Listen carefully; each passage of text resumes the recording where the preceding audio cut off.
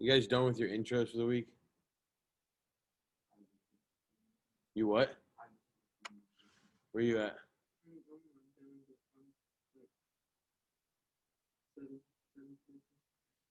How far along are you?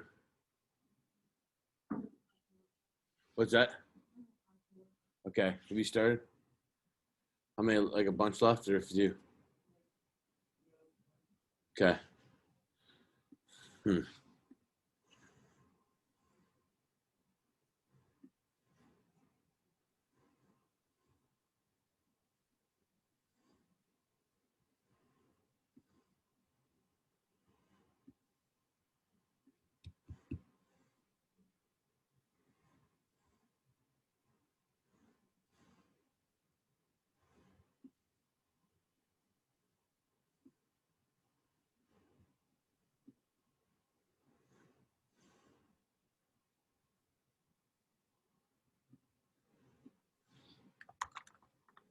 Mr. Brunette.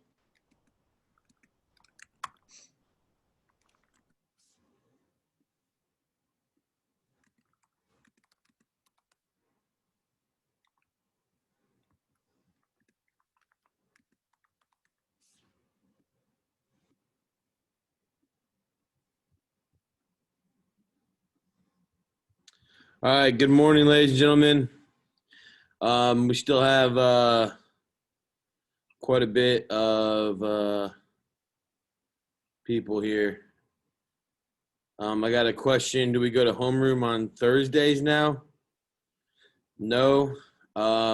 Tomorrow, let me see what they said in the faculty bulletin. They said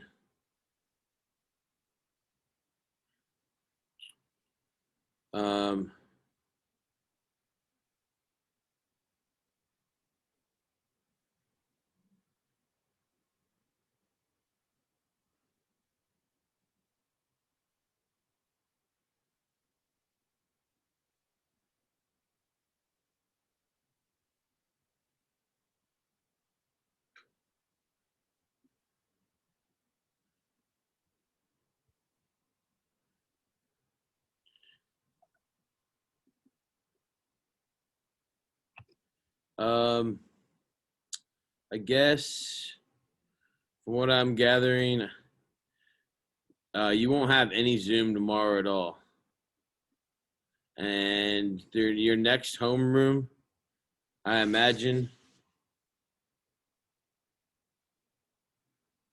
your next homeroom will be whatever the next white day is, whenever that is. So I don't know when the next white day is going to be. I have to look at the schedule a little closer. All right, so we're going to get going. 21 of you. Only 4 people in class here, but I need more people on Zoom. Got some people taking some naps today or sleeping in. Oh, there's another person. All right. We're going to get going on content here just so that we can get everything done in the class period. And just want to remind everybody that we're actually going to have 2 things due today. So I'm going to go ahead and share my screen, just my basic screen here. And I want you to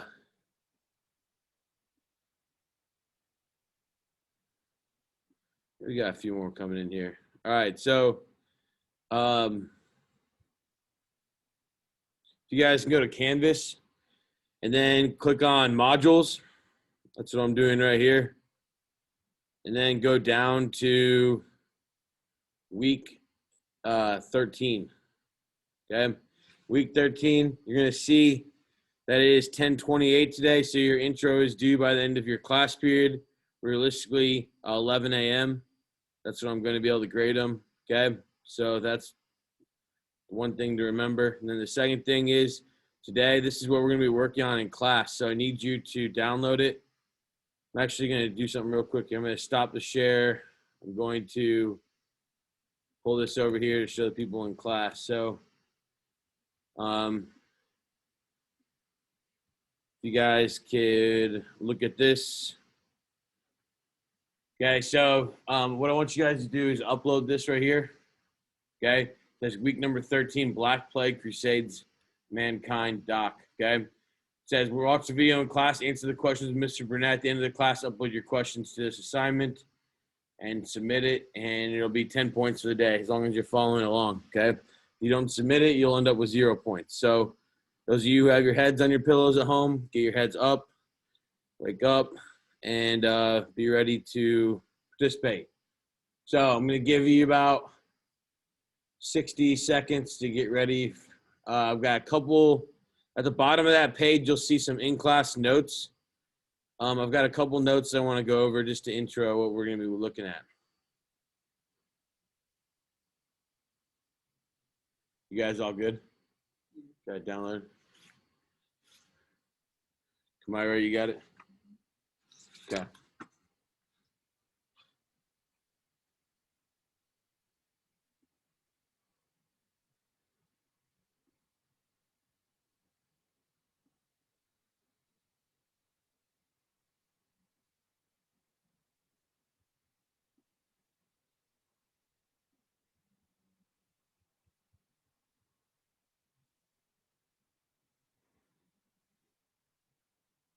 All right. We're going to get moving forward here. So a couple things to think about.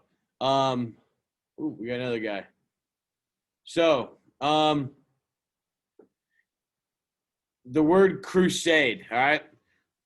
Crusade means a religious war or religious war to protect your faith, okay? Had there been crusades before the actual thing called the Crusades? Have there been religious wars before? When? Anyone remember any? So like Charlemagne, when he went out and converted the rest of Europe to Christianity, that was called like a crusade. When the Muslims came into Spain and conquered Spain and into France, that was also a religious war. Okay. But when we reference the Crusades, we're typically referencing an event that occurred right in the middle of the Middle Ages, so around 1100 CE, 1099 CE, when the Pope called for Christians to go out and conquer the Holy Land, okay, and take the Holy Lands back from the Muslims, okay, and the Muslims had now controlled the Holy Lands for 300 or 400 years, okay. It wasn't like they had just taken it yesterday and they wanted to get it back. But the Pope said, you need to go get that land. He used words like the infidels, and he called them all these bad names. And he said, go do this. Well, in reality, they needed to open up the trade routes with China again and with India because Europe couldn't trade with them. And on the other hand, if you were like a lower class knight or a peasant, this was an opportunity for you to go do something so you can get out of sitting around in Western Europe, like basically just fighting with each other over and over and over again. So the Pope said you need to stop fighting with each other and you need to go to the Holy Land. So that's going to be Jerusalem. If you guys remember right, that's where Jesus Christ of Nazareth was killed on a cross according to the Romans and according to the Bible.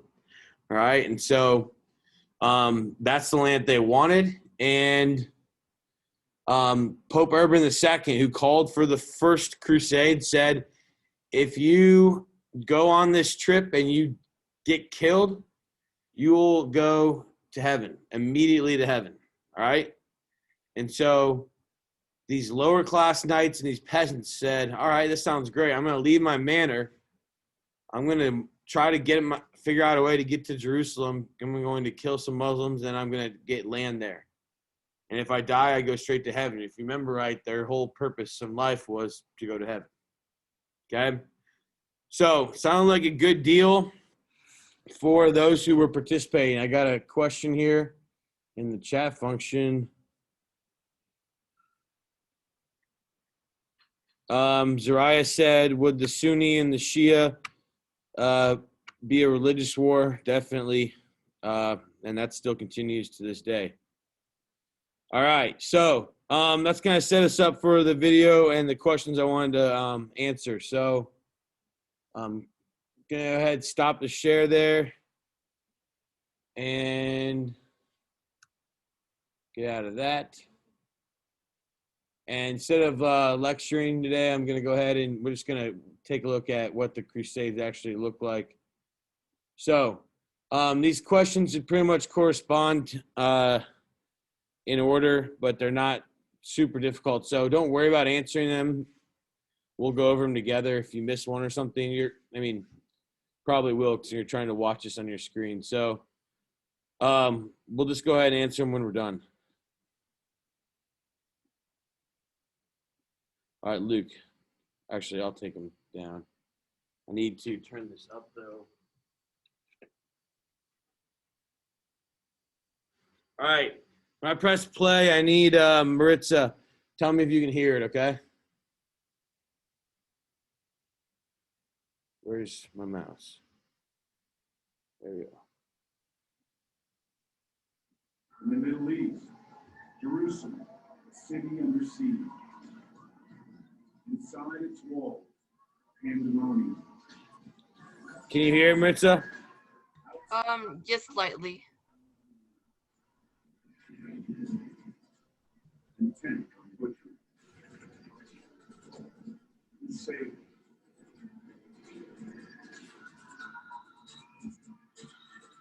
Spearheading the attack.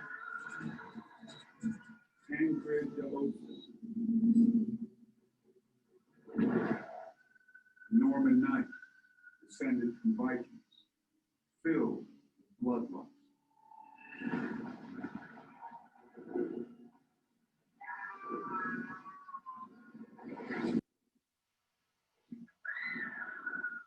So many people have died in the name of religion. Wars fought over religious belief have spilled so much blood. But I think of all the wars fought over religion, the Crusades belong in their own category.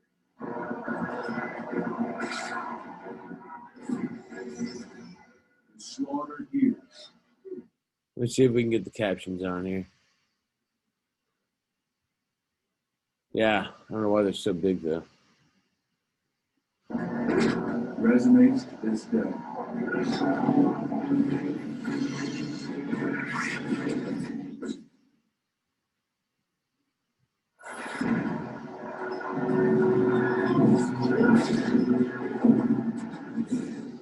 Tancred de Oates, a Christian knight on a mission from God. In the Holy Land, waging war on Islam. By the end of the 11th century, 600 years after the fall of Rome, the two religions are great rivals. Christianity dominates in the west and north, Islam in the east and south. Determined to curb the advance of Islam, the Pope calls on Christians to take up arms. Their target, the holy city of Jerusalem. On the eve of the Crusades, Jerusalem under Muslim rule was actually a hotbed of creativity and interreligious dialogue. There were Jews, there were Christians, there were Muslims. For the most part, they lived in relative harmony. But each lays claim to the city. Jews revere it as their ancient capital. Muslims know it as Al-Quds, the holy. From here, the Prophet Muhammad journeyed to heaven. And for Christians, Christ was crucified here. It's amazing when you go to Jerusalem. If you just stop for a second, you'll see that these people actually have more in common than they have that are differences. They are the sons and daughters of Abraham.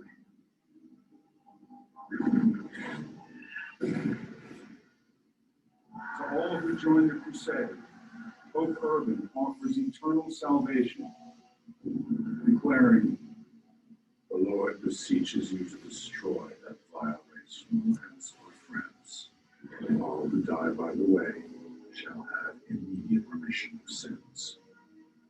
A knight could sin as much as he liked, and simply by going to the Holy Land, he had been given forgiveness by the Pope.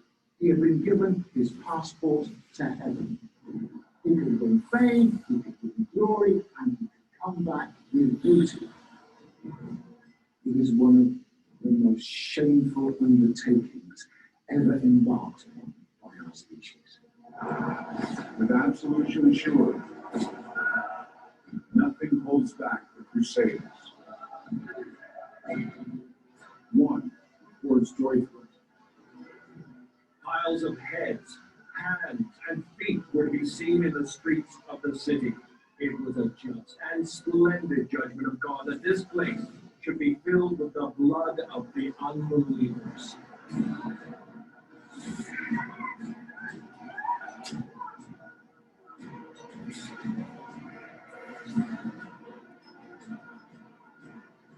If I had a belief system that literally says, God tells me I must slaughter anyone who wants to stop me from being here, he will allow you to justify any horrific act you take at that point.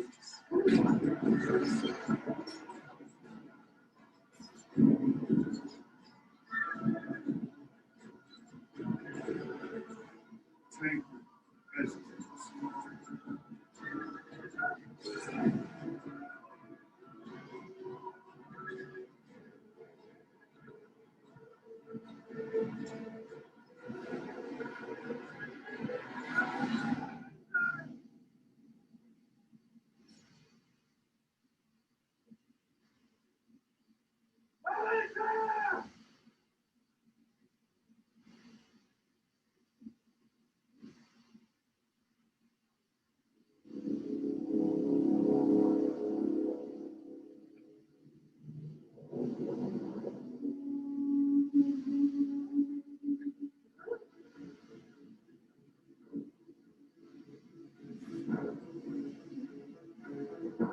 He decides to ransom the Muslims and stop killing them.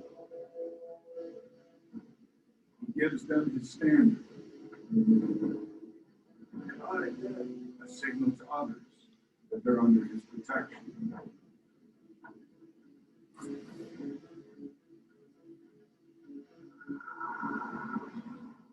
the Church of the Holy Sepulchre, he prays.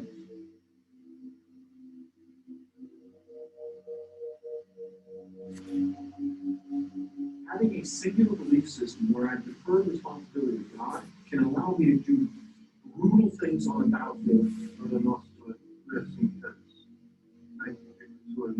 I think when it gets quiet, when the images come back into the mind, that has effect on you and me.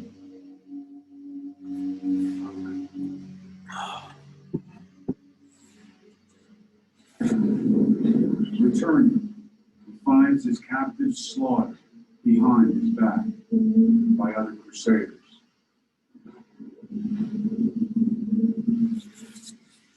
The Crusades were as bad as it gets.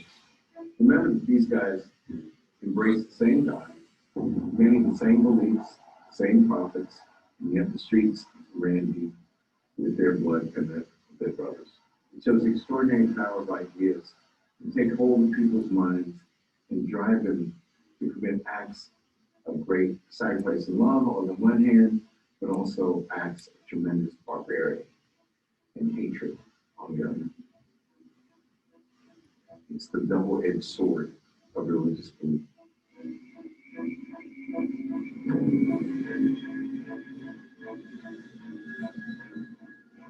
The Crusades will continue for 2 centuries. and That's cost more 200 than years. lives.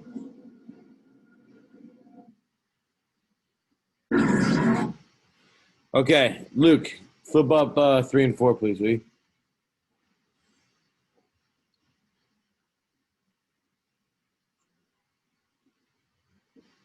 All right, we're going to go ahead. I'm going to share this document in front of the whole class and on Zoom here, and we'll briefly go over these questions. So let me zoom in a bit. All right, so question 1 says, before the Crusades, how well did Christians and Muslims get along in Jerusalem? You can either unmute or someone in class can say it. Luke, what do you think? Yeah, they were rivals. Why? Yeah, they both wanted the land because that was where Jesus Christ of Nazareth died. To Jews, that was where the original temple was built by David and Solomon. And then to Muslims, that was the place where Muhammad was said to have descended into heaven. Okay, and so very, very important site for all three religions, really, not just Christians and Muslims.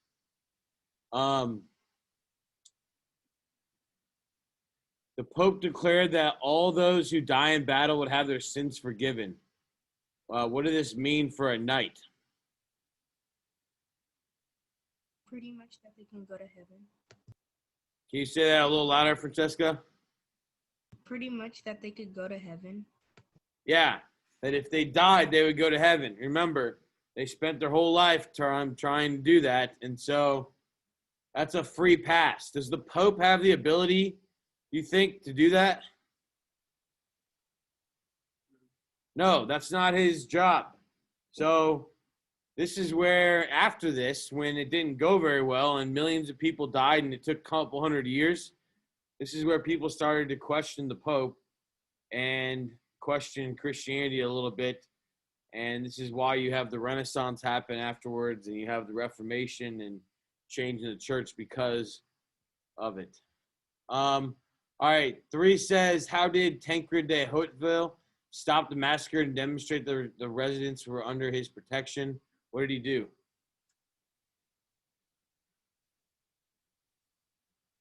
Luke.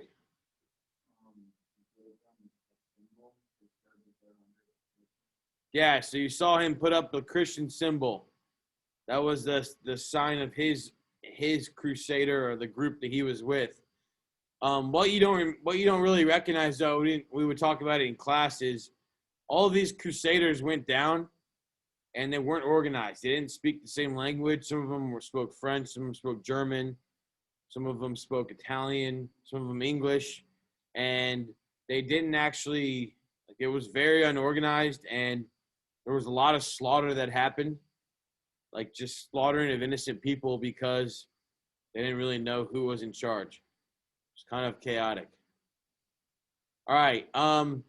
Henry Louis Gates says, it shows the extraordinary power of ideas to take hold of people's minds and drive them to commit acts of great sacrifice and love on the one hand, but also acts of tremendous barbarity and hatred on the other. It's a double-edged sword of religious belief. In your opinion, why does the same belief system drive one person to brutality and another to love? What do you guys think? That's a tough question. It's deep. It could be because every person, I mean, a lot of people very much pick and choose what they want to believe from the Bible, and it goes for any other religious book or text or scripture, and people, I don't know what the word is, but they all like understand it differently and take different things more literally than other people. So it could just be how they receive the text. Okay, so how they interpret the literal text. Well, and then the idea that the Pope is infallible. Remember, we talked about that last week? And so people will go kill in the name of the Pope if they think they're going to go to heaven, but there's nowhere in the Bible that that's said. There's not a single place in the Bible that the Pope's name is ever mentioned one time. And yet, he's over here telling people that they'll go straight to heaven if they die. Luke's got something for the class. Go ahead.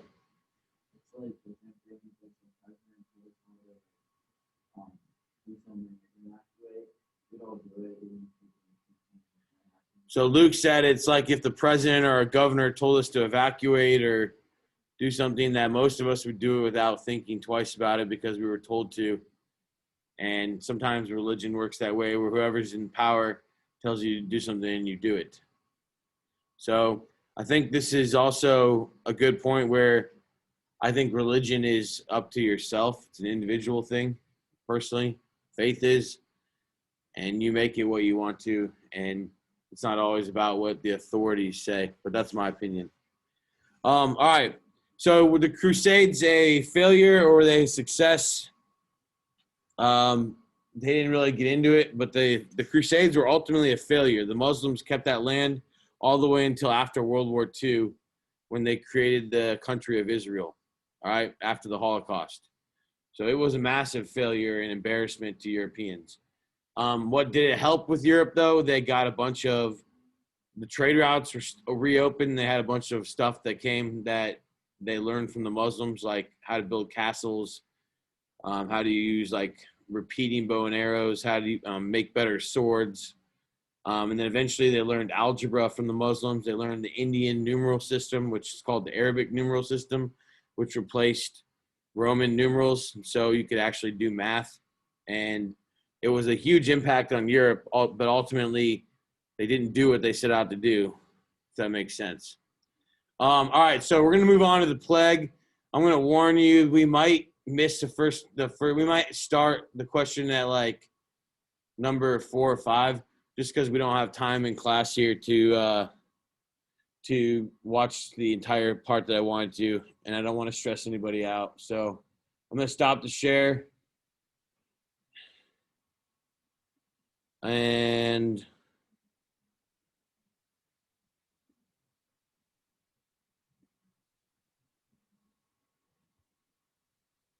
you guys cool? You guys need to stand up for a second? All right? Okay. Share screen. There's going to be some nasty images in this of like popping buboes and all this kind of stuff. So the Black Plague came from China. And I know there's some irony in that because of Trump claiming and people claiming that COVID came from Wuhan, China.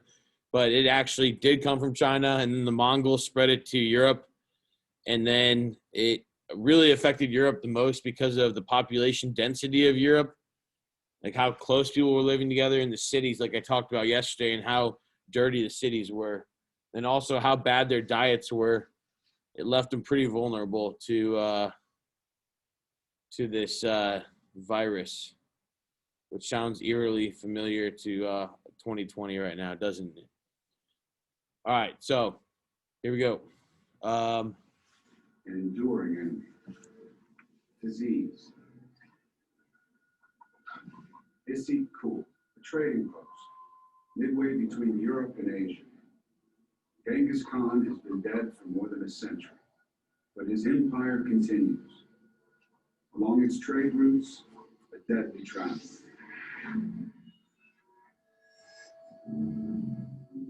Bacteria. For 3.5 billion years, virtually every corner of the earth has been covered by these microorganisms. Our own bodies contain more bacterial cells than human cells. Most are harmless, many are essential, but these have the power to kill. Bubonic plague, passed on by an almost invisible carrier.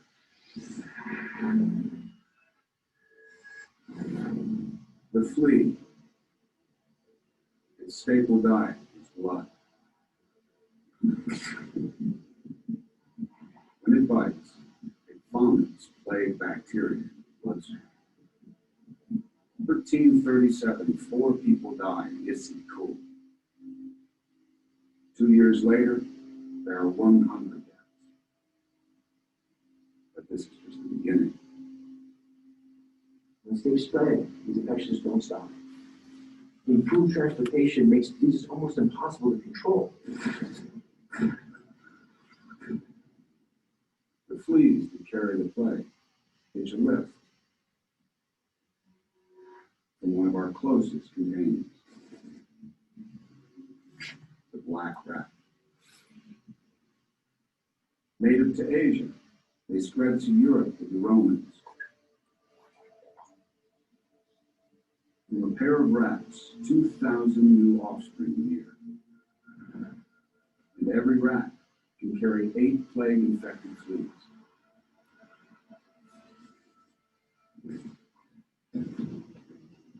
Black rats infest the cargo that travels along the Mongol trade routes.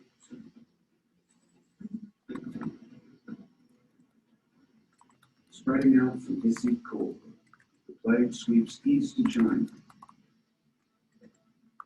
and west towards Europe.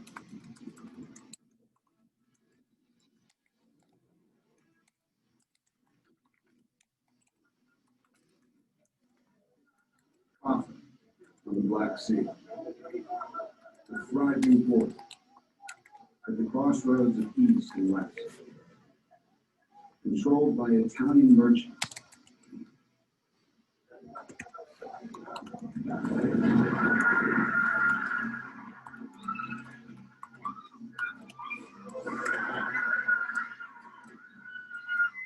One man is credited with speeding the plague into Europe.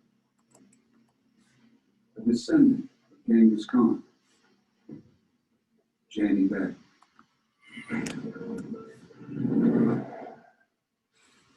He murdered his own brother to seize power. Now he wants to expand the Mongol Empire westward. Kaffa stands in his way. But he has a terrible new weapon. The plague kills his soldiers faster than they can be replaced. That gives Jani Beg an idea.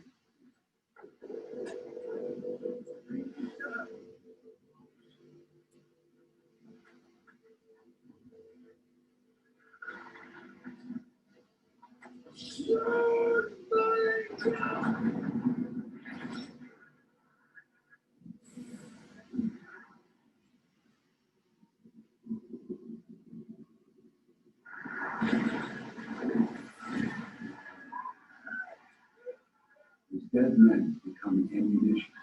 That's terrible, right? Biological warfare wasn't entirely in the 6th century BC, but the Assyrians and the Greeks used to poison wells. But at Kaffa, the Mongols took it another stage. They launched it physically, like a chemical bomb. Biological weapons are so deadly, they've been outlawed in 165 countries, including Russia and the United States. But it is thought more than enough for name to wipe out mankind with a stroke.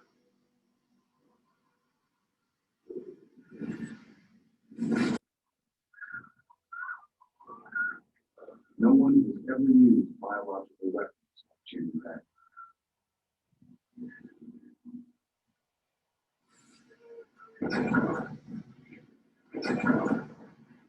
One conical events.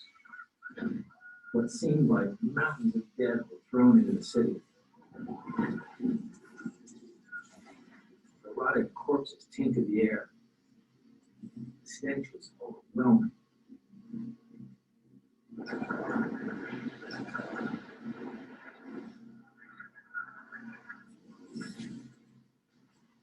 There can be no way that is as terrifying as what is unleashed with biological. Wolf. You cannot see germs. You cannot see disease. And nothing you can do can make you immune to it. The inhabitants of Kaffa try to outrun the plague and flee to Europe. They have no idea they're bringing the disease with them. The plague grew out to the world's most densely populated continent. Who suspects it's carried by rats? We don't know what could have caused it. It could be the air, it could be the water. And so you have this sensation around you of something building up. You don't know what it is. The plague takes 10 years to cross Asia, moving slowly from village to village. But Europe is the perfect breeding ground. Hundreds of cities, 80 million people living in close quarters. These cities have all the conditions to sustain plague, to filth, to squalor.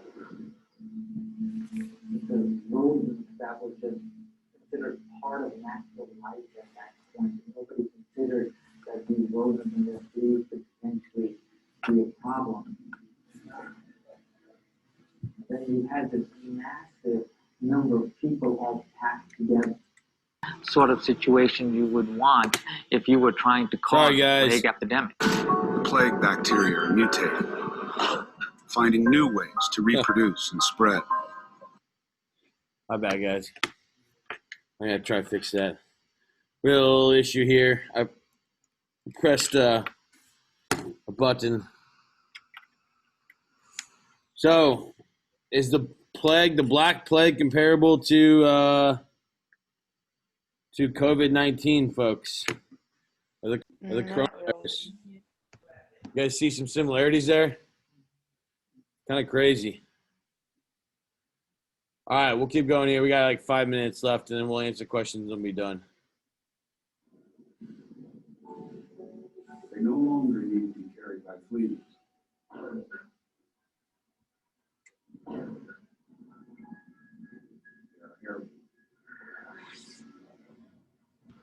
Now the screen share part's not doing Yeah. it. I'm changing it. There you go. Oh, okay, thanks. Fundamentally different because it now will be constant. That's something we can read.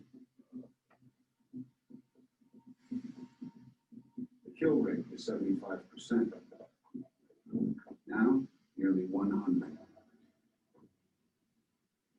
So it went from being passed from rats to humans to now being airborne. The Black Plague, just like 6 months. the coronavirus. 1,000 people.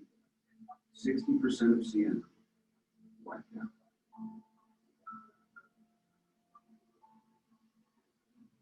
More than fear, every 3 persons who knew in Seattle are gone. Families decimated, clans decimated.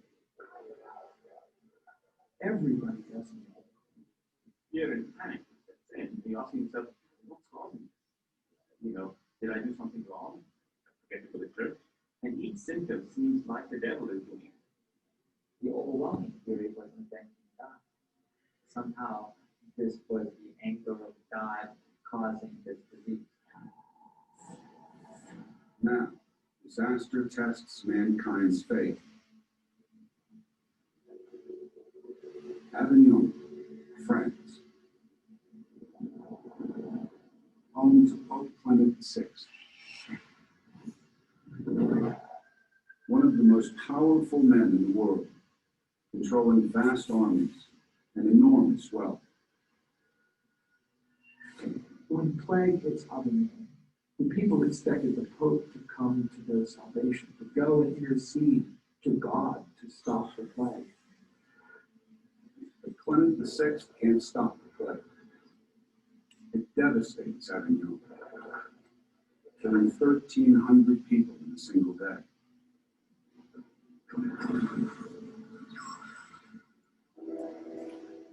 As bodies floated down the Rhine River, people realized the Pope could do nothing.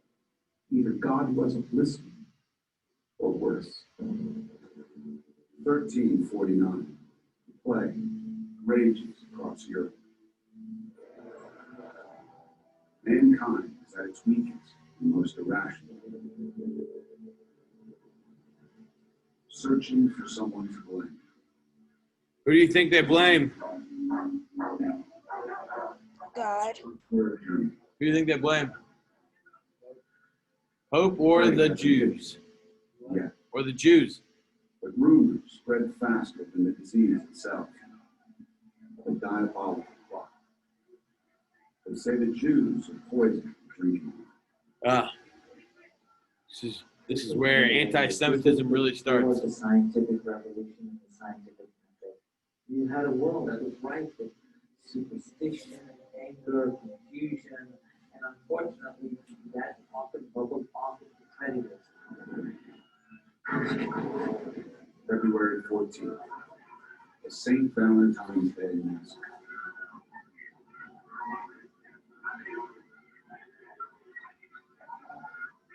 The Jews of Strasbourg were given the choice: convert or die.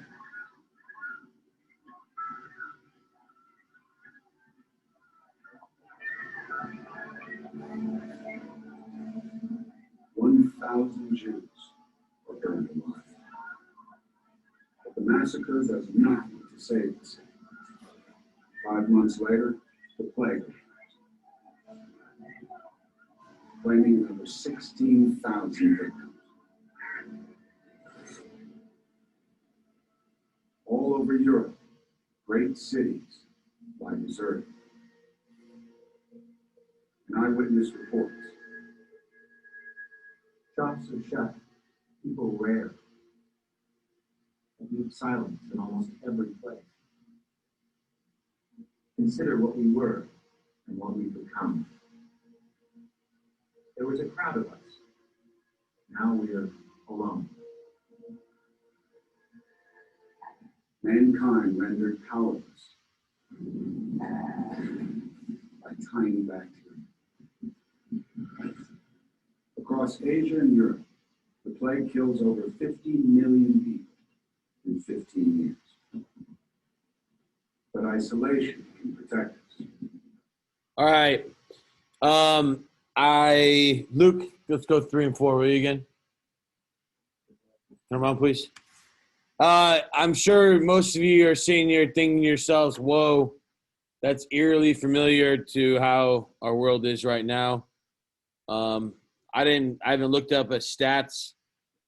I could probably do it on Google really quickly of how many people have died worldwide. In fact, I'm going to go ahead and do that.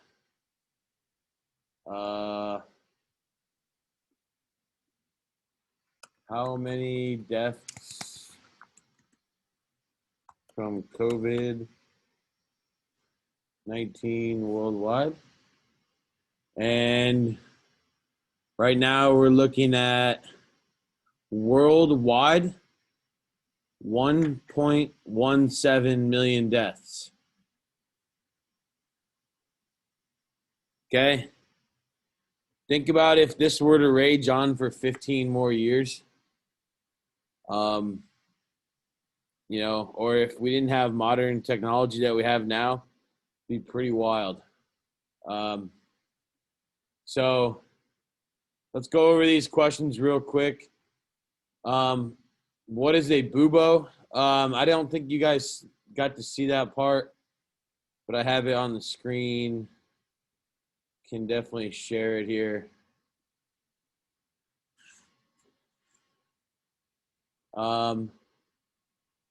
Where did you go?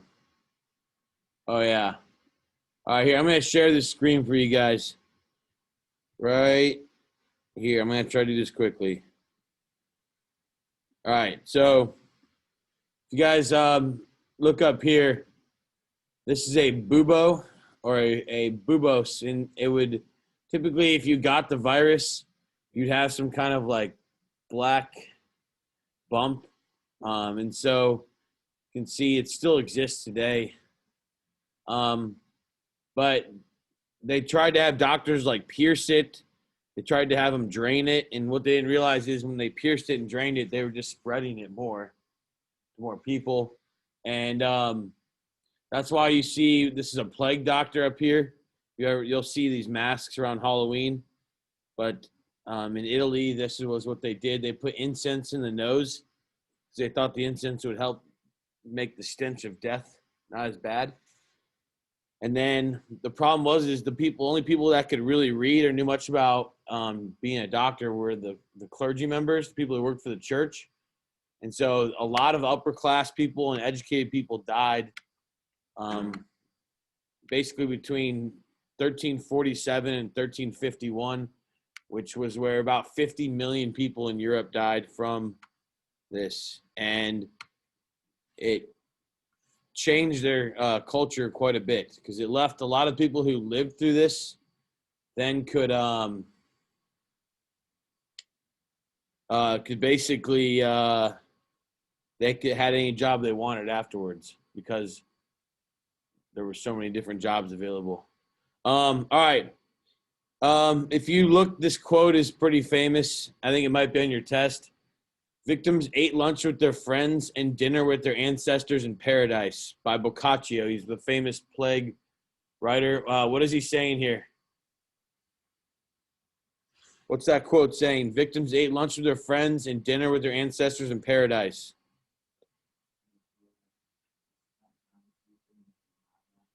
Yeah, that the plague spread so quickly that they literally would go to breakfast or lunch with their friend, and by the time it was over, and ready for the next meal, that person would be dead. Yeah. All right, so like I said, you probably want to remember that one. All right, let's finish these questions up real quick. How did the rats, therefore, the plague spread between areas on ships, people trading along the Silk Trade route? How did Jenny Beg help spread the plague in the city of Kaffa? He threw the bodies of catapults into the city. And biological weapons are outlawed. Why do you think this is? Because they're so dangerous, obviously. What treatments did doctors attempt? Oh, they tried to beat people. The Pope tried to throw river bodies in the water, which is so stupid because now the virus is in the drinking water. Obviously, that's just dumb. The Pope couldn't stop the plague. Who did people begin to blame? The Jews. And then the plague killed over 50 million people. Why were the Americas safe from the plague? Because there was no exchange of bacteria and viruses across the Atlantic Ocean. And so there was no plague in the Americas. All right, you guys upload this and then get your intros uploaded, please. If you don't get your intros uploaded, you have all day tomorrow to also get them uploaded, to be honest, because tomorrow is just a makeup work day. Any assignment you might be missing in this class, you can turn in late, even from the first 9 weeks, okay? And I'll figure out how to get you credit for it. Excuse me? What was number 7 again? Just to do your intro, that if you gotta turn that in, and then you can turn in any missing work from the first 9 weeks or current work tomorrow. There's no extra work to do, okay? All right, I gotta stop the share, guys, because you guys gotta get to your next class. Thanks.